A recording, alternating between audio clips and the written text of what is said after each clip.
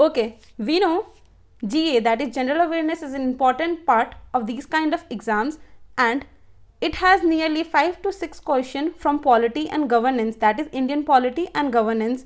And let's see what are the topics that if we clear these topics and read it properly, we can score all the marks from this 5 to 6 question, that is nearly 10 to 12 marks, and target to get that marks without any negative marking.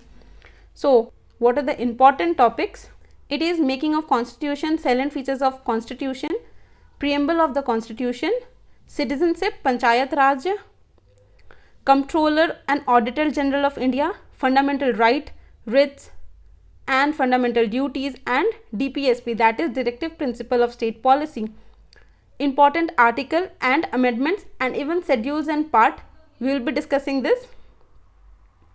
Parliamentary system, election in India, emergency, budget and committees, even the cabinet, high court, supreme court, subordinate courts, president, VPs, vice president, prime minister, chief ministers of the state and union territories and state, cabinet committee, planning commission, Niti Aayog, CBI, that is Central Bureau of Investigation, finance commission, election commission and public service commission. Public service commission means Union Public Service Commission, UPSC and state public service commissions. So these are few important topics to cover in this polity and governance part. So we will be doing this one by one, but not this in entire video, but there will be different part of video containing one topic each. So we have already made a video of making of constitution and Niti Aayog and planning commission. You can go and watch this if you have yet not watched. So today we will be discussing the salient feature of the constitution, and other topic will be discussed in different videos to cover the GA section, that is general awareness section for the exam. Now let's see. We know Indian constitution is unique in its content and spirit. Though borrowed from almost every constitution of the world, the Constitution of India has several salient features that distinguish it from the constitutions of other countries. So Indian constitution have undergone a substantial changes, like from several amendments, particularly the amendments are 7th amendment, 42nd, 44th, 73rd, 74th and 97th amendments. In fact, the 42nd amendment, that is the Amendment Act of 1976, is also called the mini constitution due to the important and large number of changes made in it, and even the preamble was changed and few words were added in the preamble. So the salient features, what do you mean by salient? It is important features, and even whatever we will be discussing, that is the summary of the constitution, and each and every point and topic will be discussed later in detail. So Indian constitution is sometimes referred to be lengthiest written constitution. So constitution are classified into written, that is like the American constitution, it is a written type, and unwritten like the British constitution. The Constitution of India is the lengthiest of all the written constitution of the world. It is a very comprehensive, elaborate and detailed document.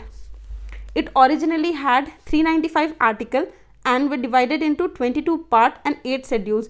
Now presently it has 465 articles divided into 25 parts and 12 schedules.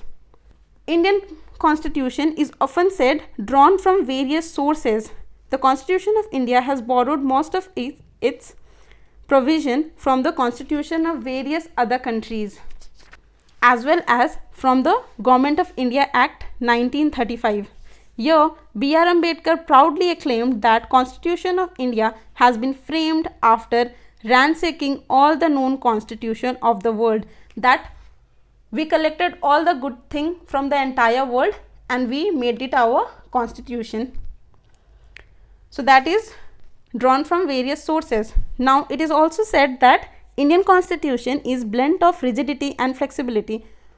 Constitution are also classified into two types, that is rigid and flexible. Or rigid constitution is one that requires a special procedure for its amendment. For example, the American Constitution. A flexible constitution, on the other hand, is one that can be amended in the same manner as the ordinary law are made in the country. For example, that is the British Constitution. Now, the Constitution of India is neither a rigid type nor a flexible type, but a synthesis of both, as Article 368 provides the amendment of Constitution, like it can be amendment under the Article 368.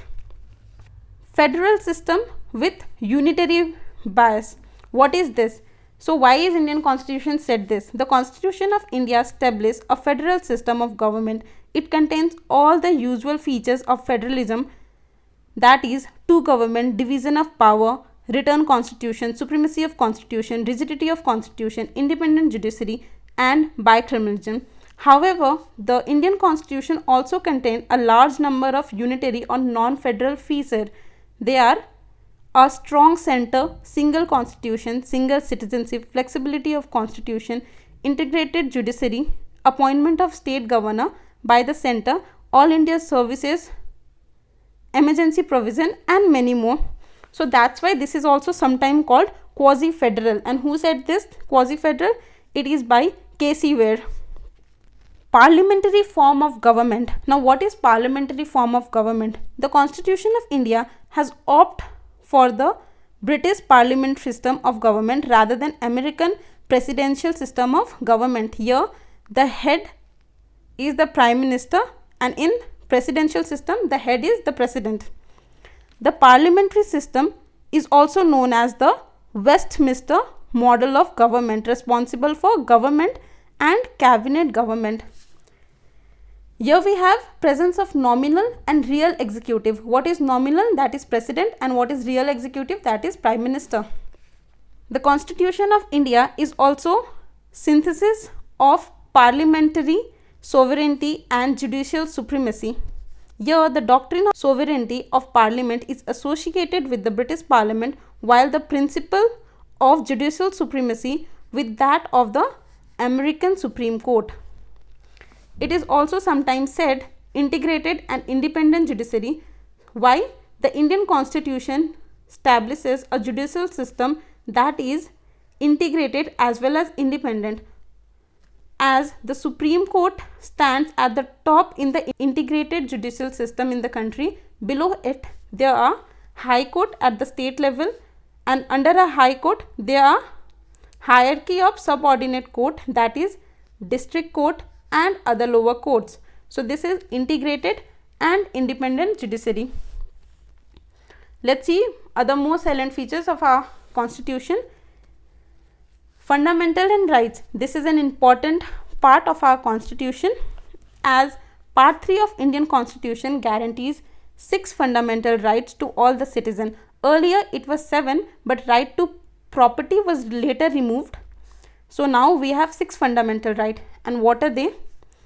They are right to equality, right to freedom, right against exploitation, right to freedom of religion, cultural and educational right, right to constitutional remedy. And what are the articles? The articles in which fundamental right fall is Article 12 to Article 32, in which 12 and 13 will be discussing it. And Article 14 to 18 is right to equality. Article 19 to 22 is right to freedom. Right against exploitation is Article 23 to 24, and right to freedom and of religion it's 25 to 28, and cultural education right is Article 29 and 30, whereas the right to constitutional remedy is given in Article 32.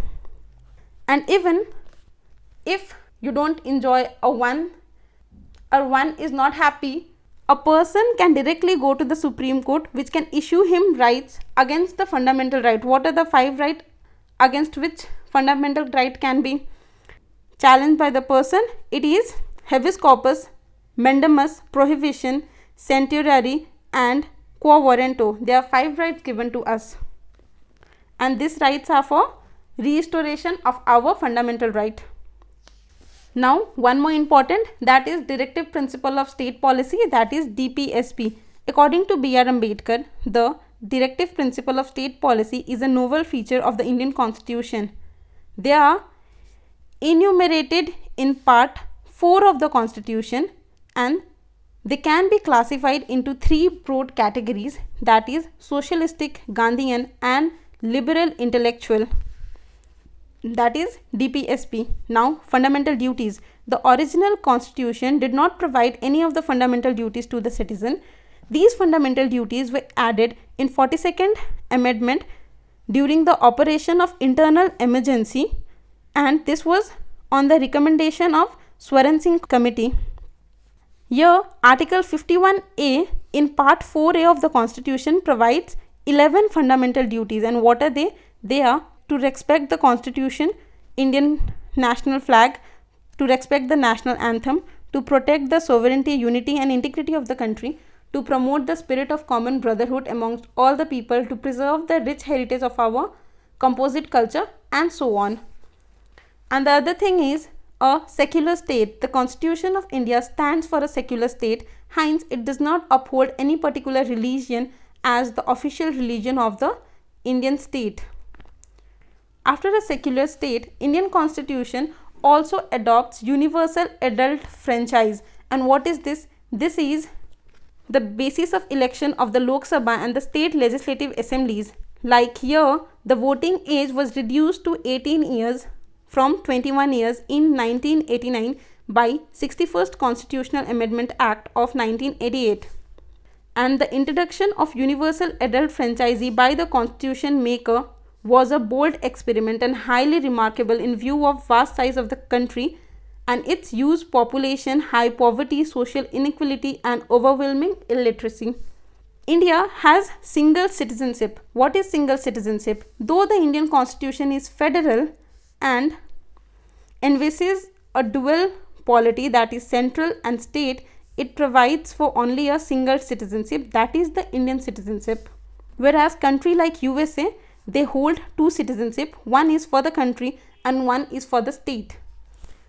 Now, independent bodies. Indian Constitution not only provide for the legislative, executive and judicial organ of the government, but also establishes certain independent bodies. And what are the independent body? They are the Election Commission, Comptroller and Auditor General in India, Union Public Service Commission, State Public Service Commission and other. In the salient feature of the Constitution, emergency provision is one of the important salient feature. The Indian Constitution contained elaborate emergency provisions. Indian Constitution contains elaborate emergency provision to enable the President to meet any extraordinary situation effectively. And what are the three type of emergency? The three type of emergency are national emergency, state emergency and financial emergency.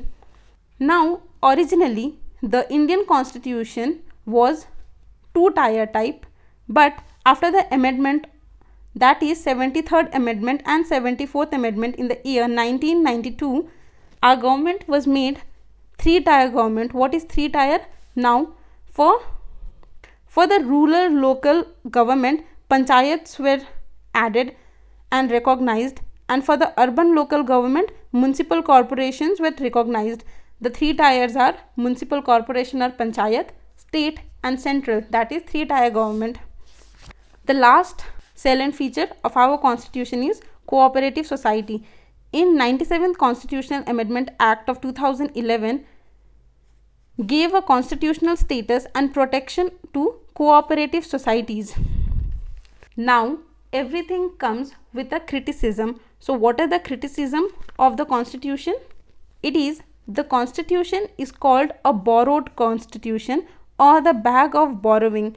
Sometimes it is also called hodgepodge constitution or the patchwork of several documents of the world constitution, as our constitution is borrowed from several other countries and even from Government of India Act 1935. So it is even sometimes criticized to be a carbon copy of 1935 Act, that is Government of India Act 1935, as nearly 60% of our constitution is borrowed from there. It is called an un-Indian or anti-Indian constitution because it does not reflect the political tradition and the spirit of India. Even there are few critics who say we wanted the music of Veena or sitar, but here we have the music of English band. So that's why it is called an un-Indian or anti-Indian constitution. The other criticism is it is an un-Gandhian constitution. According to the critics, the Indian constitution is un-Gandhian because it does not contain the philosophy and ideals of Mahatma Gandhi, that is the father of Indian nation. It is also said of elephantine size. Obviously, it is the world longest written constitution and largest written constitution. So, obviously the critics stated that the Indian constitution is too bulky and too detailed and contained some unnecessary elements. Some critics even say it is the paradise for the lawyer. And why? The Indian constitution is too legalistic and very complicated. They opined that legal language and phraseology adopted in the constitution make it a complex document, and that's why it is called the lawyer's paradise or the litigation. So here we end the salient feature of the constitution and the criticism for the constitution. So salient feature is basically the summary of the constitution, and we will be discussing each topic in other videos later. Now let's see what are some questions that came in the examination from the topic we discussed, and they are: the two forms of democracy are presidential and parliamentary. In which of the following system of government is bicameral an essential feature? It is federal system, as discussed earlier. Who said that the directive principle of state policy are just like a check on the bank payable at the convenience of the bank? It is said by K. Shah. Which type of democracy do we follow in India? It is quasi-federal type democracy or even the representative type democracy. The idea of residual power in the Indian constitution is derived from Das constitution. It is taken from the Canadian constitution, that is the constitution of Canada. How many type of writs and fundamental duty are there in the Indian constitution? So there are 5 types of writ. They are habeas corpus, memendus, prohibition, centurial and quo warranto.